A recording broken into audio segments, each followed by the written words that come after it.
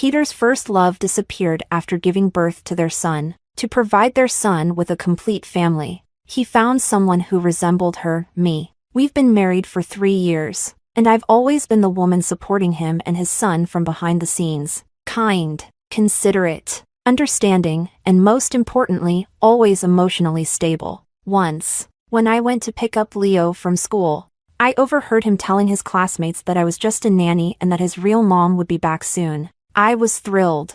That would be great. If she came back, I could take the money and leave. Chapter 1. Today is Friday, and Peter was supposed to pick up Leo from school. It's their weekly bonding time, and Peter usually takes him to a family restaurant for dinner. This has been their tradition for the past 3 years. Never skipped. But today, Peter called at the last minute, saying he had to go on a business trip and asking me to pick up Leo instead. I rushed from the hospital to the kindergarten. The classroom was nearly empty, with only a few kids waiting for their parents. Leo was surrounded by a group of children, all admiring the longevity locket around his neck. Wow, Leo, your necklace is so pretty. Where did you get it? I want my mom to buy me one too. Leo held his head high, pride gleaming in his eyes. My mom designed this especially for me. You can't buy it anywhere else. Wow. Your mom is amazing. She can make teddy bear cookies and design necklaces? I wish she were my mom. I want your mom too. She's so gentle, but my mom is so strict. Except for Fridays and rare exceptions. I'm usually the one who picks Leo up and drops him off at school. Leo is more mature than most kids his age, but he's also a bit withdrawn. I worried he might feel isolated at school, so I often brought handmade treats to share with his classmates. Because of this, Leo is quite popular at kindergarten, and everyone naturally assumes I'm his mom, though he's never called me that. I did make the teddy bear cookies, but I definitely didn't design the necklace. I quietly pulled my foot back from the classroom door. Sure enough, in the next moment, Leo's soft yet unmistakably disdainful voice rang out. She's not my mom. She's just the nanny at my house. My mom is a jewelry designer. She's amazing. The kids gasped in admiration, gathering around Leo to pepper him with questions about his impressive mom. Standing by the back door, I watched Leo proudly bragging about his mom, feeling little more than mild amusement. To some extent, he wasn't wrong, though his choice of words was a bit harsh. Ever since I started living with Peter, taking care of him and Leo became my only job. While the work is akin to that of a nanny, Peter and I are legally married. I'm not just a nanny, I'm a stepmother at best. Leo is Peter's son with Cecilia, a brilliant jewelry designer. But Cecilia disappeared shortly after giving birth, leaving no legal ties to Peter. As Leo grew older, Peter realized the family's incompleteness, so he started looking for a stepmother for Leo, someone to make the family whole. With my face bearing a passing resemblance to Cecilia's, I stood out among the candidates. From the day I entered their lives, Leo knew I wasn't his mom, and I never intended to replace her. After all, Peter and I are in a contractual marriage for 3 years. During these 3 years, he has a stand-in wife. Leo gets a stepmother, and I'll walk away with $30 million. I couldn't say no, I desperately needed the money. Chapter 2. On the way home, I pretended as if I'd heard nothing, keeping up my usual warmth toward Leo, asking him what he'd like for dinner. I've always been self-aware. I only take what I'm entitled to, and I don't concern myself with things that don't involve me. Leo, with his usual stern face, listed off a few dishes. I noticed him swallowing a bit too obviously and had to suppress a chuckle. Say what you will, but my cooking skills are genuinely impressive. Over the past 3 years, the Liu father and son duo have both noticeably filled out. When we got home, Leo immediately locked himself in his room. I didn't mind and headed straight to the kitchen to cook. Once the 3 dishes and 1 soup were ready, I went to call him for dinner. Before I could knock, I heard laughter from inside his room. Leo was on a video call. Since it was on speakerphone, I could clearly hear Peter's voice and another, a woman's. She was calling Leo sweetheart, and Leo was calling her mom. Leo excitedly told her how all his classmates admired his necklace. At first, I thought it was just another trinket Peter had bought to please him, something he's done before.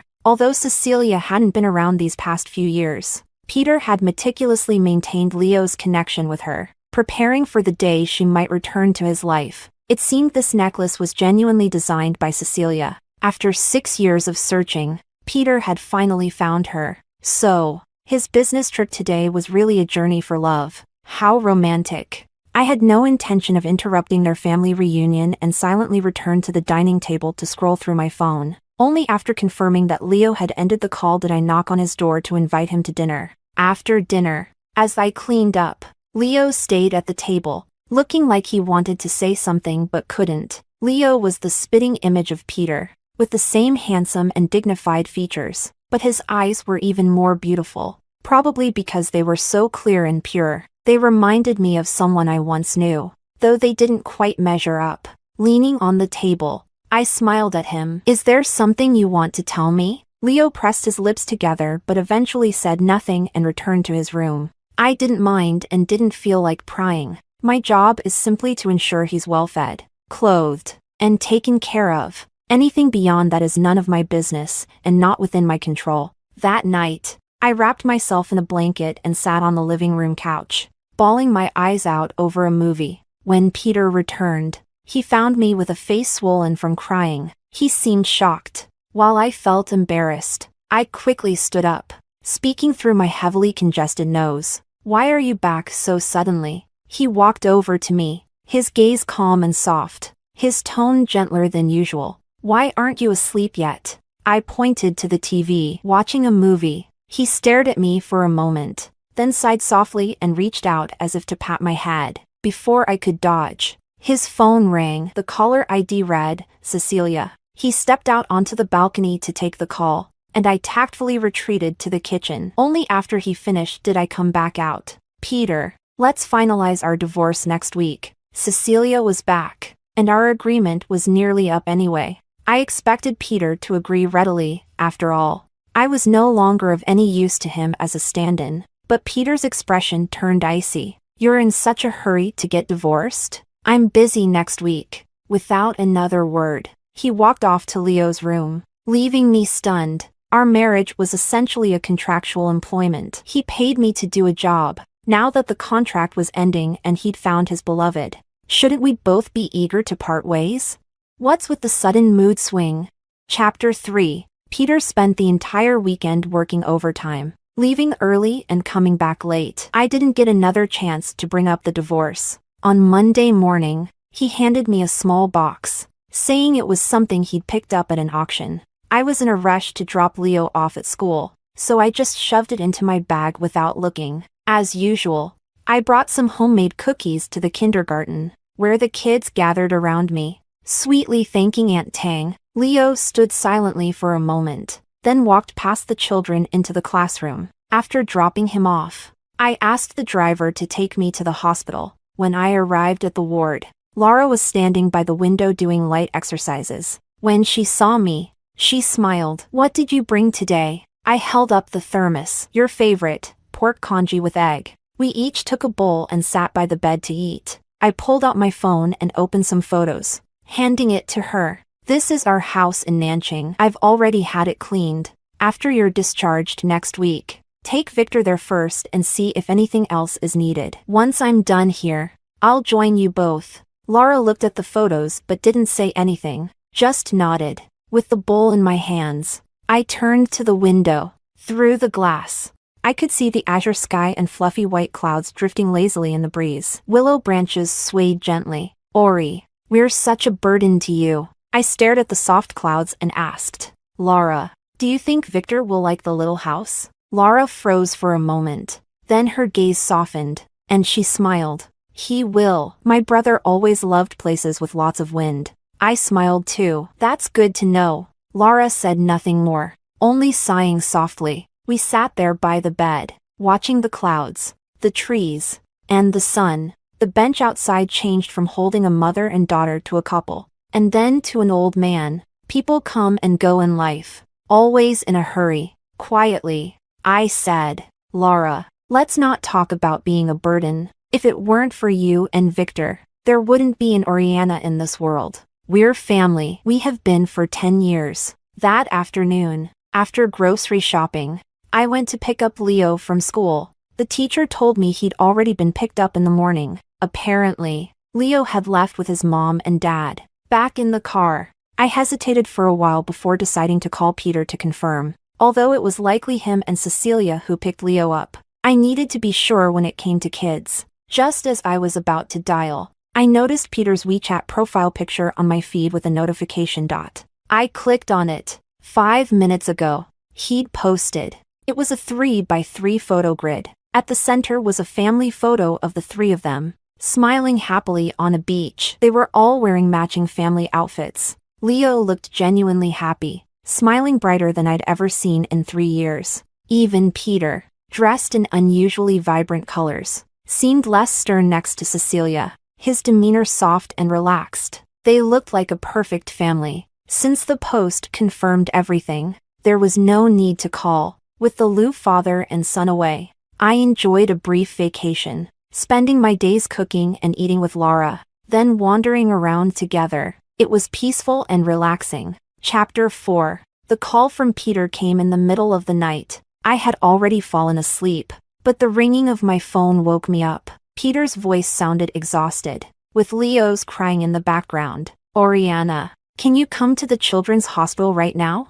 Peter explained that Leo hadn't been sleeping well these past few days, and after being exposed to the sea breeze, he had suddenly developed a high fever. Now at the hospital, Leo was crying inconsolably and refusing to cooperate. I glanced at the pitch-black sky outside and got up to gather my things. Leo has always been a poor sleeper. When I first came to the Liu household, he would often wake up in the middle of the night crying, and I'd spend hours singing lullabies to soothe him. Although he's improved over the past 2 years, he's still particular about his sleeping environment. Whenever he has to sleep away from home, he needs his familiar pillow, bed sheets, and pajamas, or he won't rest well. In the past, when Leo traveled with his grandparents, I'd prepare everything in advance, since I was always the one handling it. Peter wasn't aware of these details. As I neared the hospital room, I could hear Leo's hoarse cries echoing in the hallway. I had assumed Cecilia would be there, but when I stepped into the room, it was just Peter and Leo. Peter's tense expression relaxed when he saw me. "You're here." Leo lay on the hospital bed, his small face flushed either from the fever or the crying. I asked Peter to hold Leo while I quickly replaced the hospital bed sheets and pillowcase and changed Leo into his pajamas. Then, I cradled Leo in my arms, lying beside him to soothe him to sleep. Gradually, his cries quieted. He nestled against me, his tiny hand clutching my shirt, and mumbled, "Mommy." I brushed his fevered cheek, knowing he was delirious from the fever. "I'm not his mom, I'm just the nanny." After much effort, Leo finally fell into a peaceful sleep. The nurse was able to administer the injection without issue, and Peter and I sat on the sofa to rest. Peter handed me a glass of water and rubbed his temples. "Sorry for disturbing your rest." I shook my head. "It's fine. This is part of my job. When you take him out in the future, make sure to bring his pillow, pajamas, and sheets. That'll help." Peter stared at me for a moment and then asked, "Did you open the little box I gave you the other day?" "Not yet." "Was it something important?"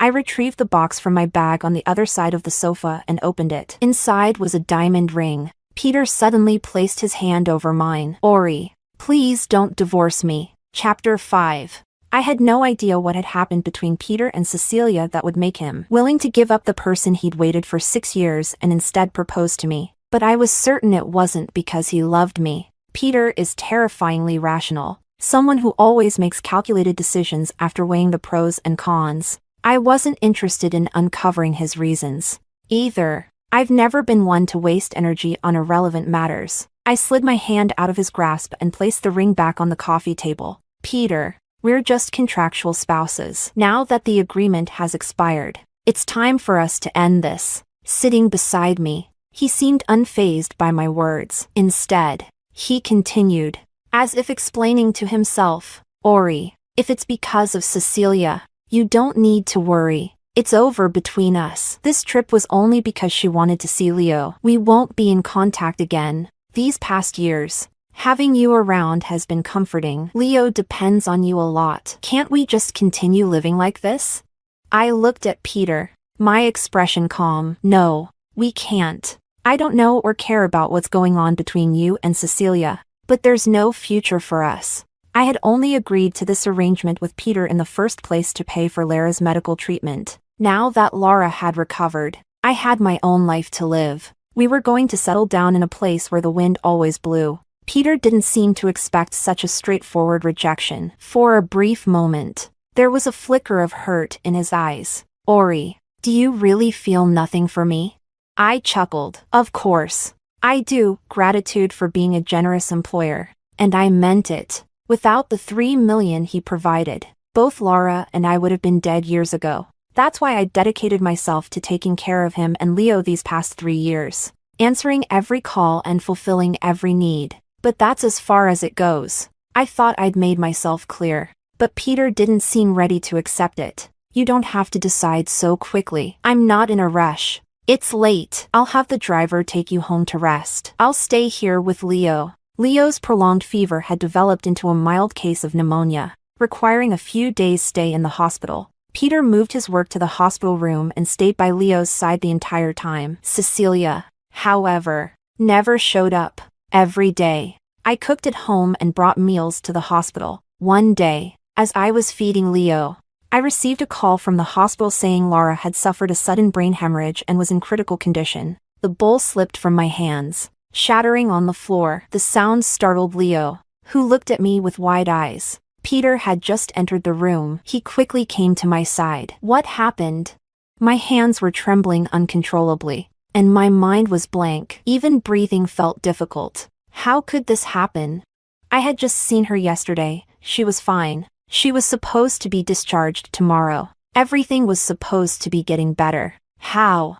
Gripping Peter's sleeve, tears streamed down my face as I mustered all my strength to say, "Take me to People's Hospital." Peter supported me as we left, instructing 2 nurses to stay with Leo and calling his parents to come over. Driving as fast as he could, Peter got me to the hospital in record time. The doctor told me Lara had collapsed while walking in the courtyard. The location of the hemorrhage in her brain was severe, and I should prepare for the worst. Chapter 6. Thunder rumbled outside as torrential rain poured down, washing away the oppressive heat of the past few days and leaving the air heavy with moisture. After 8 hours of desperate attempts, Lara still didn't make it. The 2 lights in my life that had once illuminated my world both dimmed and eventually extinguished. I handled all of Lara's arrangements calmly. Peter offered to help, but I didn't let him intervene. On the day of Lara's cremation, the sun blazed brightly in the sky. I stood by the street, holding her urn,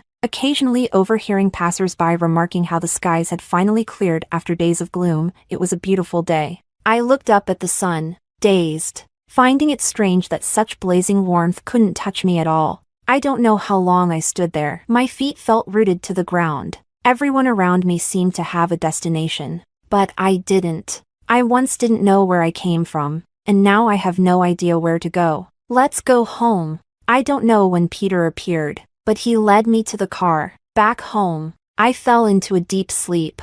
I dreamt of many things, fragmented, blurry, a haze of what was real and what wasn't. At some point, I sensed someone sitting by my bedside, reaching out to feel my forehead. The room was dark, with only a faint light spilling in from the doorway. He sat against the light, and I instinctively raised my hand to touch his eyes. He caught my hand, his voice steady and devoid of emotion. "Do I remind you of him?"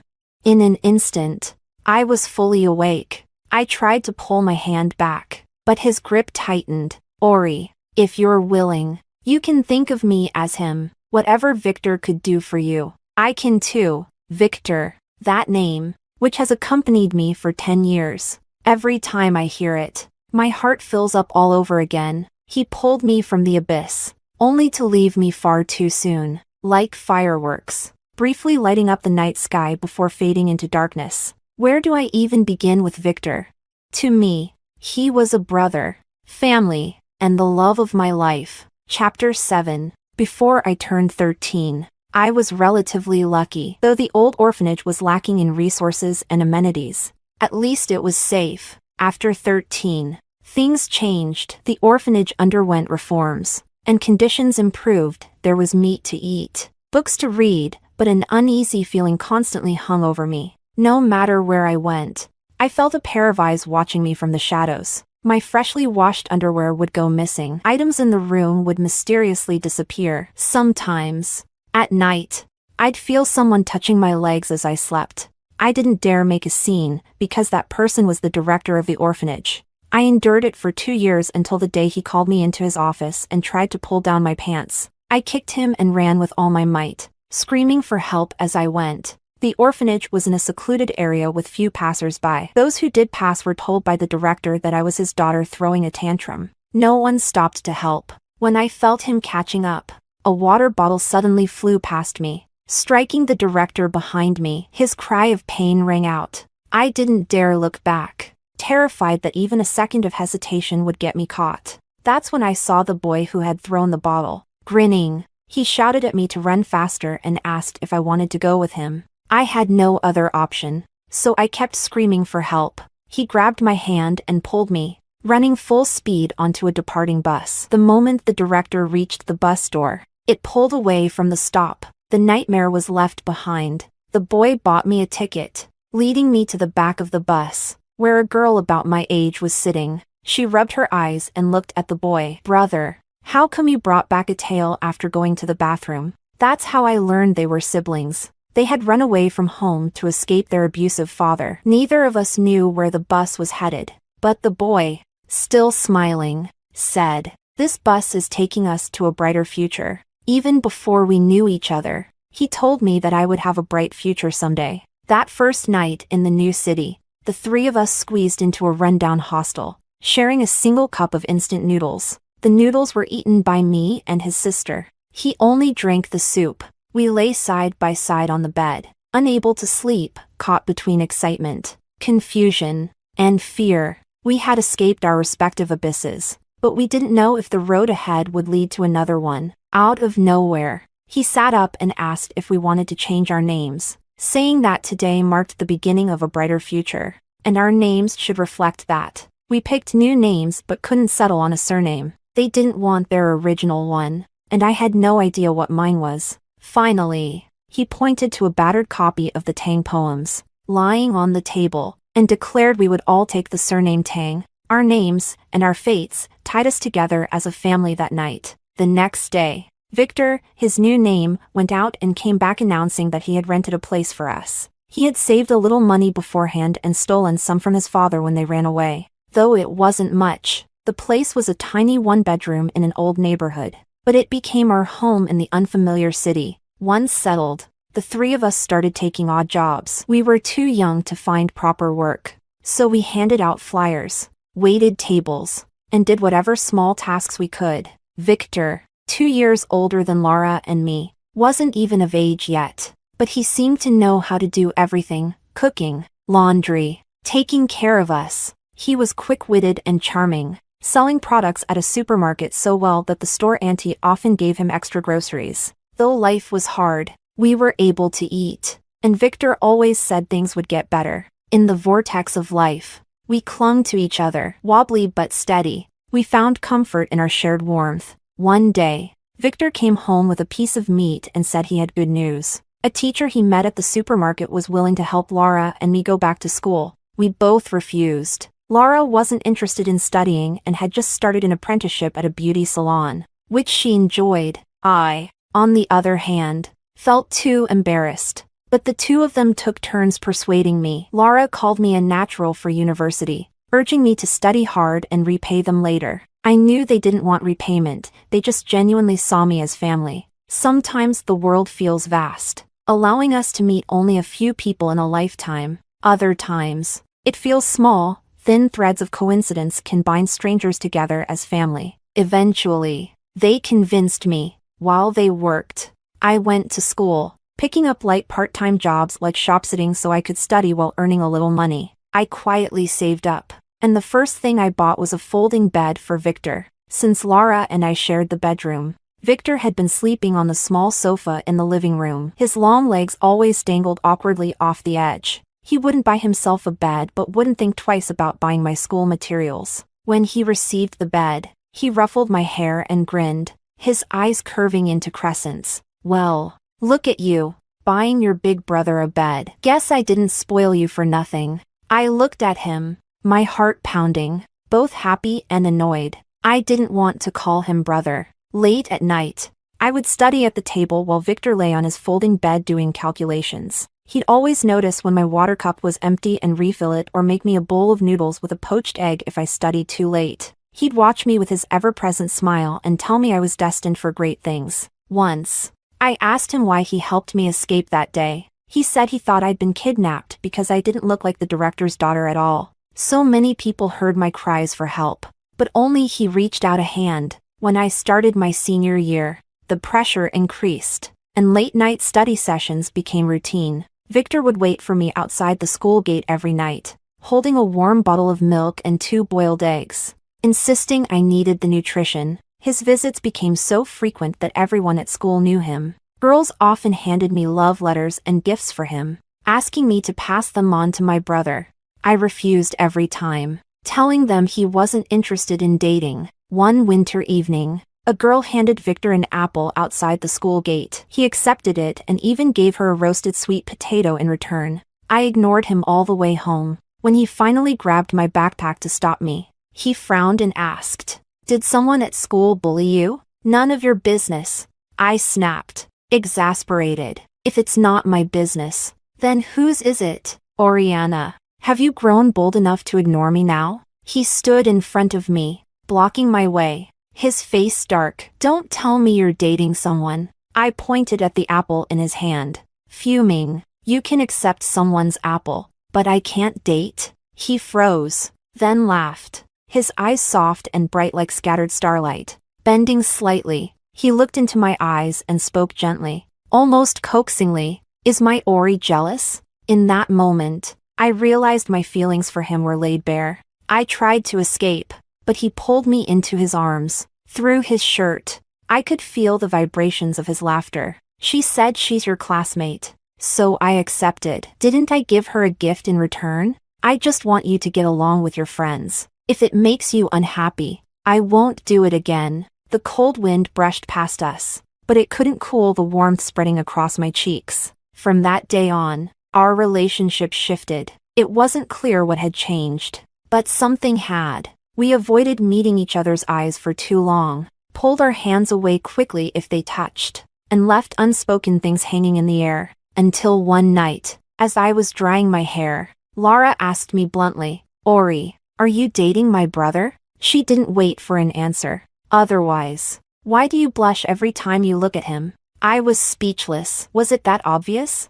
The day of my final exams coincided with my birthday. Laura was away on a work trip, so she joined the celebration via video call. She teased me about a surprise gift waiting on my bedside table. When I blew out the candles, Victor rested his head on his hand, watching me. "Happy birthday, Ori," he murmured. At that moment, I thought my wish was simple, to spend every birthday with Victor and Laura. We split the cake evenly between us. After my shower, I found Lara's gift, a small box that burned in my hands. Victor was standing in the doorway. We exchanged a glance, both turning red. He closed my door, telling me to get some rest. That summer night, the old fan creaked noisily, its sound amplifying the restless heat. Unable to sleep, I slipped out of my room and into Victor's arms. On the narrow folding bed, we pressed close together. He stiffened for a moment, then wrapped his arms around me. "Can't sleep?" Resting my head against his neck, I nodded even though I was already drowsy. He asked where I wanted to go for university. I told him I'd chosen a local teaching college with waived tuition and fees. It was close to home. He cupped my face. "No, with your grades, you can get into a much better school. Don't worry about money. Focus on studying, I'll take care of the rest." I silenced him with a kiss before he could keep talking. I was so nervous I forgot to breathe and nearly passed out. Victor pulled back, laughing softly. "You don't even know how to breathe properly during a kiss. And you're trying to take the lead?" The darkness hid my flushed face as I stayed silent. After a while, he stroked my hair. "Ori, you're exceptional. You should explore the bigger world out there and meet other amazing people. Don't limit yourself. Don't worry about us. I don't want you to regret not pursuing something important in the future. But I shook my head firmly, hugging his waist. Nothing is more important than you two. I'm not going anywhere. I'm staying right here. When Lara returned and listened to my thoughts about staying in the city for school, she stared at us like we were the dumbest people on earth. Are you two serious? Ori can just go to school wherever she wants, and we'll all move there. It's not like there's only one city in the world. Love really does make people stupid. Victor and I were too embarrassed to respond. In the end, I applied to a university in the north. Once again, we packed up and headed to a new city. When we left the house we had lived in for 4 years, none of us felt any nostalgia, because as long as the three of us were together, anywhere could be home. Life at university wasn't much different. Lara and Victor worked while I attended classes and picked up part-time jobs whenever I had free time. Lara became a well-known makeup artist. Occasionally, she even worked with celebrities. And when she got autographed photos, I'd sell them to classmates for some extra spending money. Victor continued his sales career, quickly advancing to team leader thanks to his stellar performance. I earned scholarships every semester. Life was getting easier, and every day felt a little brighter. We made a pact. Once we'd saved enough money, we'd settle in a windy place, plant an entire garden of flowers, and adopt 2 cats. We were all striding confidently toward that bright future. But life, in its cruel way, likes to hit you hardest when you think you've finally found your footing. During the second semester of my sophomore year, Victor was diagnosed with a genetic disease. It was an extremely rare condition with no official name. All anyone knew was that it could rapidly deteriorate the body. Treatment was expensive. Lara threw herself into work, taking on as many jobs as she could, while I dropped out of school. No matter how much Victor scolded me, I refused to go back. Humans may not be able to predict the future, but we can sometimes sense its approach. I knew if I didn't stay by his side now, I might never have another chance. Our savings quickly ran dry. I took on more and more jobs, working up to 5 in a single day. All I wanted was to earn enough to keep him with us a little longer. Victor grew thinner by the day, losing not only weight but his sense of taste. He ate less and less. I found a job in a restaurant kitchen, secretly learning how to cook so I could experiment with new dishes, hoping he'd eat just a few more bites. I didn't know what else I could do for him. In his final days, Victor stopped letting me go to work. Instead, he'd just hold my hand, often sitting silently and looking at me. His body was frail, his complexion pale, yet his eyes remained as clear and bright as the first time I met him. On a sunny afternoon, Victor passed away. A life lovingly nurtured for over 20 years was undone by illness in just 6 months. Life is so heartbreakingly fragile. Chapter 9. After Victor passed away, Lara and I lived in a shared silence. The absence of one person left the home feeling unbearably empty. The kitchen no longer bustled with activity, and the familiar, almost chant-like sound of his nagging was gone. I replayed countless memories in my mind. But no matter the moment, the clearest image was always Victor's smiling face and his bright, unyielding eyes, brimming with infinite hope for life. It was those memories that helped me survive day after day without him. Half a year passed, and Lara and I both began to take small steps out of our grief. Just when I was starting to feel grateful that I still had Lara, she broke down in tears and told me she had been diagnosed with the same disease as Victor. In that moment, to my surprise, I felt an eerie calm. I thought, if Lara goes, then Oriana might as well be gone too. We could reunite in the afterlife and be a family again. After all, I couldn't survive alone. But fate offered me a chance. A month after Lara was hospitalized, Peter found me. He was very straightforward. He needed a contractual wife to care for his son, and he'd pay me 30 million yuan for 3 years. It felt like grabbing onto a lifeline. I agreed on the spot. Only then did I realize how desperately I wanted to keep Lara alive. I couldn't bear to watch her wither away like Victor. It would have driven me mad. As long as it meant saving her, I was willing to do anything. After marrying Peter, there were plenty of people who mocked me, subtly or outright,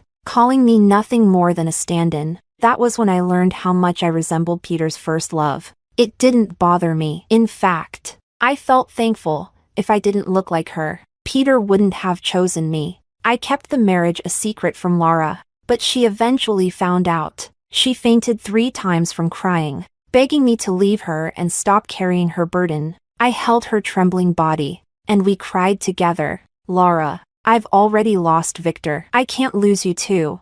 In that moment, we clung to each other, 2 broken souls leaning on one another. In this world, we were the only family we had. 3 years passed. We endured countless sleepless nights and tried every possible treatment, both domestic and international. Finally, Lara's condition stabilized. The doctor said that with regular medication and checkups, she could manage the disease. Just as it felt like dawn was breaking, we were plunged into an even deeper darkness. Chapter 9. I had been feverish for 3 days before waking up in the hospital. Peter told me the fever had been so high that medication couldn't bring it down, so he had to rush me to the emergency room. I nodded and thanked him quietly. We both tacitly avoided mentioning what happened that night. As I sat on the hospital bed, lost in thought, Leo arrived. He stood by the door with a miserable expression, looking as if he had been wronged. "Aunt Tang, are you feeling better now?" he asked, his voice pitiful. I smiled faintly. "I'm fine now. I'm sorry. Did I scare you that night?" He shook his head and stood beside me silently. I didn't have the energy to tease him, so I stayed quiet too. After a long pause, Leo took my hand, tears welling up in his beautiful eyes. "Can you just be there for me? And me alone? You always bring teddy bear cookies for my classmates, and now they all want you to be their mom. But I just want you to be my mom." I looked at him gently. "But I'm going far away, so I can't be your mom anymore. When you miss me, you can ask your dad to bring you to visit me." Leo pursed his lips stubbornly, his eyes full of tears. But in the end, he only murmured softly, "Okay." After Lara's departure, I no longer wanted to stay in this city. That afternoon, Peter visited me again. He asked if I could stay for another 6 months, saying that Leo really needed me. I shook my head. "There has to be a goodbye, Peter," I said, handing him a list I had prepared long ago. "It's a list of Leo's habits and preferences. Whoever takes care of him next can follow it, and there shouldn't be any issues." Then, looking at him steadily, I said, "Peter, let's get a divorce. I want to go see Victor. It's been too long since I've seen him." 3 years had passed. After agreeing to be Peter's contractual wife, I had Victor's ashes stored in a temple. For 3 years, I never dared to step inside the temple gates. I was a married woman, and visiting him in such a state would surely have saddened him. When I missed him, I would only stand outside the temple, looking in from afar. But now it was time to bring him home. I wanted to take him and Lara to the place we had dreamed of, a place with wind, flowers, and peace. Peter sighed deeply and silently took out a divorce agreement. After signing it, I apologized. "I'm sorry for mistaking you for him that night." Peter looked at me, his voice calm and steady, as it had been that night. "Do I really look so much like him?" I shook my head. "When I first saw you, your eyes reminded me of him, but on second glance, the resemblance was gone." "Peter, I've never looked for his shadow in you. You're not him, and no one ever will be." Victor was like the moon through the clouds, the stars in the sky. He had the purest eyes and the most passionate love for life. He was, and always would be, one of a kind. The night before I left for Nanching, Cecilia called and asked to meet me. It was my first time meeting her in person. She was even more beautiful than her photos, radiating a bold, fiery charm, something I couldn't begin to compare to. Honestly, I didn't understand why people thought we looked alike. Apparently, she felt the same. Her first words were, "Who's the blind one that said you're my stand-in?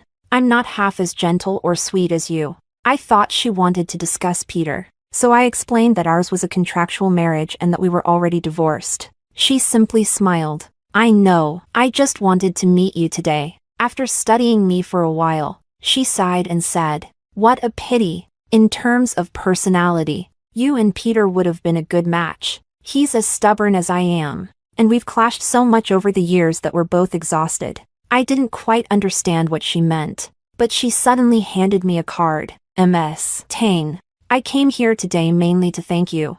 I'm a selfish person. I've always pursued my own vast oceans and never wanted to be tied down by family or children. I feel guilty about Leo. I've been a poor excuse for a mother. But you've taken such good care of him these past few years. When I met him, he was so well-behaved and thoughtful. He told me you taught him a lot and treated him very kindly. That made me happy and grateful. This is a small token of appreciation from me. As Leo's mother, Peter has his share as a father. And this is mine. Please accept it. I received 2 payments for a single job. Feeling a pang of guilt, I bought Leo a pile of toys before I left. Chapter 10. The day I arrived in Nanching, the sun was bright, the wind gentle, and the air carried the faint scent of blooming flowers. I settled Victor and Lara into their places and began unpacking. The courtyard had been cleaned in advance and was already spotless. All I needed to do was give everything a quick wipe and arrange the items neatly. While sorting through Lara's belongings, an envelope suddenly slipped out. It was in Lara's handwriting. She had planned to give it to me on the day of our departure, and the envelope had a cheerful doodle of a smiley face, instructing me to read it after she boarded her flight. My eyes welled up as I carefully opened the envelope. Dear Ori, when you open this letter, I'll already be on my way to Nanching, where we'll make our 3rd home together. Fate is truly amazing. Who would have thought the little girl my brother randomly pulled onto a bus would become our inseparable family? 10 years, we've been so close that it feels stronger than any blood bond. I don't really know why I'm writing this letter. I feel like I have so much to say, yet I don't know where to begin. But I want you to understand, life must always move forward. My brother wouldn't want you to stay trapped in the past. He hoped you would find true happiness. In his final days, he quietly told me that he hoped you'd marry someone who truly loves you. Ori, don't be afraid. Open your heart to embrace a new life. I'll always be behind you, your closest family. And the next time you come, I promise the courtyard will be filled with flowers, waiting to welcome you, forever loving you, just as Victor did. Lara ***. My hands trembled as I held the letter, tears spilling onto the paper. I quickly wiped it dry and carefully folded it back into the envelope, storing it safely away. Chapter 11. A month later, the small courtyard was neatly arranged, and the flowers had been planted. 2 little cats lay peacefully in their cozy beds under the porch, basking in the sun. I reclined on the rocking chair when an unfamiliar call came through. The person on the other end said they had stumbled upon my Facebook posts and asked if I'd be interested in publishing them. My Facebook account had been a place where I documented daily life. Starting back in high school, whenever studying overwhelmed me, I'd post a little something to relax. This habit had stopped when Victor fell ill. After that, I never had the heart to pick it up again. The account had remained dormant ever since. I thought for a moment and agreed. Logging into the long-forgotten account, I began to revisit the posts, reliving the story of how we met and the life we shared. Memories fade over time, but scrolling through my posts brought everything back. I was reminded of how vibrant and lively our lives had been. Victor hadn't always been the kitchen master he became. Like me, he started as a kitchen disaster. Once, he nearly set the kitchen on fire, and Lara had to douse him with a bucket of water in the middle of winter. Lara hadn't begun her career in makeup either. She had started with hairdressing. One day, her boss let her practice on him. She turned him into a spiky-haired punk and got fired immediately. And I hadn't been a natural scholar. When I first returned to school, I struggled so much that I scored only 16 points on my first math test. I tried hiding the paper in my backpack, but Victor found it and teased me about it for half a year. Post by post, I laughed until tears streamed down my face. How wonderful it had been. Time is long, but our memories were countless and warm. Picking up my pen, I decided to finish our story, from our first meeting to our final goodbye. In the story, we saved enough money, moved to a windy place, and built a life there. Every breeze carried the scent of flowers from our courtyard, spreading it far and wide. Victor's bright future, the one he always spoke of, was one we ultimately reached together. When I finished the final sentence, I pondered over a title for the book. 4 days. Nothing felt quite right. So, unexpectedly, I came across a phrase that deeply resonated with me. Now I am completely free, with no guilt in my heart, ready to live my life in serenity. I decided to call it The Shared Years. It encapsulated the 10 years we shared together, the spring and autumn of our lives. After sending the manuscript, I closed my laptop. The weather was beautiful again today. I pushed open the window, letting the breeze in. The flowers swayed gently, their stems bowing under the sunlight. Victor and Laura rested in the golden light, leaning against the wooden frame. I smiled. Victor, Laura, the flowers will bloom soon. On the next windy day, we'll meet again. Peter's epilogue. Victor and I, there's probably a bit of resemblance between us. But that similarity isn't enough to make Oriana stay. Or rather, nothing and no one except Victor could make her stay. She has always loved Victor with unwavering clarity and resolve. That love makes me jealous, but it also makes me admire her. She only mistook me for him twice, both times when she was ill. The first time was 6 months into our marriage. She had taken Leo out for a walk, and a sudden downpour caught them off guard. She used her jacket to shield Leo and carried him all the way home. Leo was fine, but she fell ill. Even while sick, Oriana was quiet, never crying or complaining, always enduring in silence. But in the middle of the night, I heard her sobbing when she didn't respond to my knocks, and the crying continued. I decided to go in. She was still asleep, caught in a distressing dream, curled up on the bed, softly crying. I tried to wake her, but as soon as she opened her eyes, she threw herself into my arms. She clung to me, crying out Victor in a voice so heart-wrenching it tore at my chest. It was the first time I'd seen her so emotionally shattered. I had no idea who Victor was, but he must have been someone irreplaceable to her. I could only comfort her, holding her until she cried herself to sleep. At the time, I thought it was just a mistake brought on by her fever. A week later, I found out I was wrong. One afternoon, she had fallen asleep on the couch. As I went to cover her with a blanket, I noticed her phone screen. There was a photo of a man. Half of his face was obscured by her hand, but his brows and eyes looked strikingly similar to mine. I recalled the night she had cried in my arms, calling for Victor. To be honest, I was angry in that moment. No one likes being treated as a stand-in. But then I thought about it. I didn't have the right to be angry. After all, didn't I choose Oriana because she resembled Cecilia?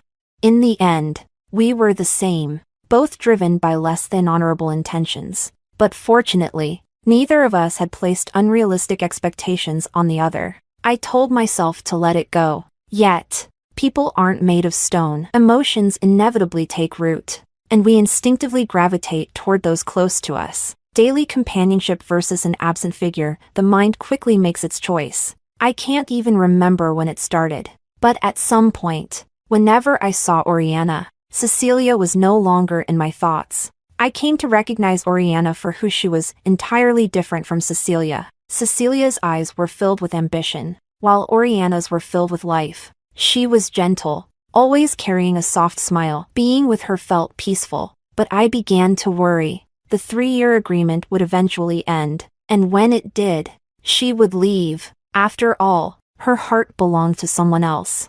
I privately investigated her relationships and discovered that Victor had passed away. Of course, if Victor were still alive, she would never have agreed to be my contractual wife. The realization brought a strange mix of relief and self-loathing, but all my feelings ultimately distilled into a single resolve: to keep her by my side. 6 months ago, I found Cecilia at an auction abroad. She had changed her name and identity, but she was still the brilliant, ambitious jewelry designer I remembered, bold, beautiful, and fiery. The very traits that once captivated me no longer stirred my heart. We clinked glasses, spoke politely, and avoided any mention of the past, as if we were mere acquaintances. That night, I purchased a diamond ring at the auction. I was thinking of Oriana, but I hesitated to give it to her, unsure of how to approach the subject. When she finally brought up divorce, I thought, so, this day has come after all. Suddenly,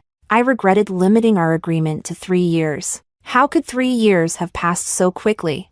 My first instinct was to refuse. Then came avoidance. I didn't want to hear it. Eventually, I offered her the ring, hoping to change her mind. She declined, as I had expected. Still, I wasn't ready to give up. The second time she mistook me for Victor was also the last. She didn't say a word, but when her fingertips brushed over my eyes, I knew she was thinking of him. I must have been out of my mind to let her see me as Victor, but if it meant she might stay, it seemed a price worth paying. Unfortunately, I am not Victor, and that meant I could never keep Oriana by my side.